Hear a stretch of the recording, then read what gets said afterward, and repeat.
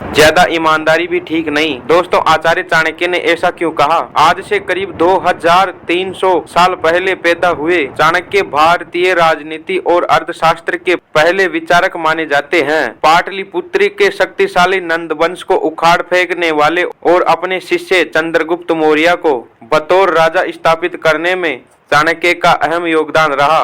ज्ञान के केंद्र तक्षशिला विश्वविद्यालय आचार्य रहे चाणक्य राजनीति के चतुर खिलाड़ी थे और उनकी नीति कोरे आदर्शवाद पर नहीं बल्कि व्यवहारिक ज्ञान पर टिकी है। आगे वीडियो में बताई गई उनकी कुछ बातों में भी चाणक्य की इसी विशेषता के दर्शन होते हैं।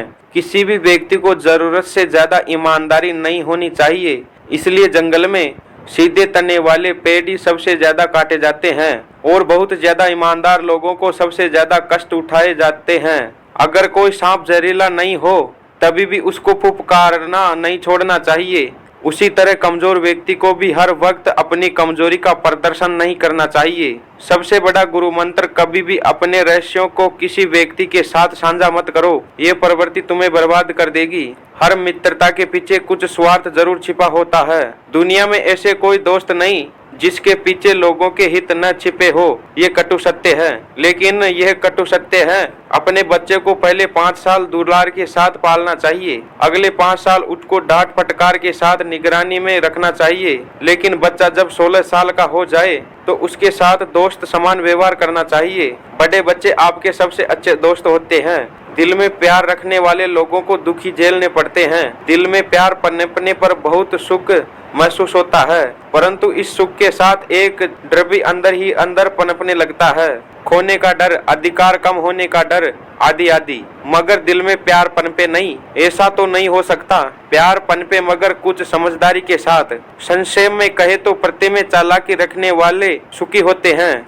ऐसा पैसा जो बहुत तकलीफ के बाद मिले, अपना धर्म ईमानदारी छोड़ने पर मिले या दुश्मनों की चापलूसी से उसकी सत्ता स्वीकार करने से मिले, उसे स्वीकार करना नहीं चाहिए। नीच प्रवृत्ति के लोग दूसरों के दिलों को चोट पहुंचाने वाली, उनके विश्वासों को छलनी करने वाली बातें करते हैं। दूसरों की बुराई कर खुश हो जाते हैं, मगर ऐसे लोग अपनी बड़ी बड़ी और झूठी बातों के बुने जाल में खुद ही फंस जाते हैं। जिस तरह रेत के टीले को अपनी बामी समझकर सांप घुस जाता है और दम घुटने से उसमें मौत हो जाती है, उसी तरह ऐसे लोग अपनी बुराइयों के बोझ तले दबकर मर जाते हैं। जो बीत गया सो बीत गया, अपने हाथ से कोई गलत काम ना हो गया हो तो उसकी फिक्र छोड़कर वर्तमान के सलीकों से जीकर वर्तमान को संवारना चाहिए। असंभव शब्द का इस्तेमाल बुजदिल लोग करते हैं। बहादुर और बुद्धिमान लोग अपना रास्ता खुद बनाते हैं। संकट काल के लिए धन बचाए, परिवार पर संकट आए तो धन कुर्बान कर दे, लेकिन अपनी आत्मा की हिफाजत अपने परिवार व धन को भी दांव पर लगाकर करनी चाहिए।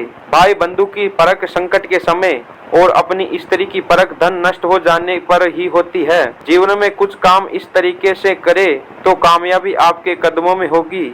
आचार्य चाणक्य ने अपनी नीति में इस बात का जिक्र किया है कि कौन सा काम कब करना चाहिए या किस काम को कितने लोगों के साथ करना चाहिए, जिसका पालन करने से व्यक्ति अपने लक्ष्य को आसानी से प्राप्त कर सकता है।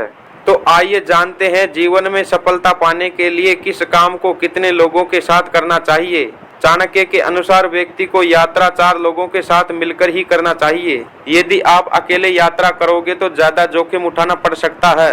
दरअसल 2 लोग किसी मुसीबत का सामना ठीक से नहीं कर पाते हैं, इसलिए यात्रा में कम से कम 4 लोग हो तो एक दूसरे का सहारा बने रहते हैं। पढ़ाई 2 लोगों के साथ करें। चाणक्य नीति के अनुसार पढ़ाई 2 लोगों के साथ मिलकर करनी चाहिए, जिससे ज्यादा लोगों के एक स्थान पर बैठकर पढ़ाई करने से सभी का ध्यान भटक सकता है। ऐसे में आप ठीक से पढ़ाई नहीं कर पाओगे। वहीं अगर 2 लोग एक साथ पढ़ाई करते हैं तो वो किसी विषय में अटकने पर आपस में एक दूसरे से मदद ले सकते हैं। तपस्या हमेशा अकेले में करें। आचार्य चाणक्य के अनुसार तपस्या हमेशा अकेले में ही करना चाहिए, क्योंकि अगर आप कई लोगों के साथ करेंगे तो आपका ध्यान भटक सकता है। इसलिए तपस्या हमेशा अकेले में ही करनी चाहिए। तपस्या ठीक से होगी तभी आप अपने लक्ष्य तक पहुंचेंगे।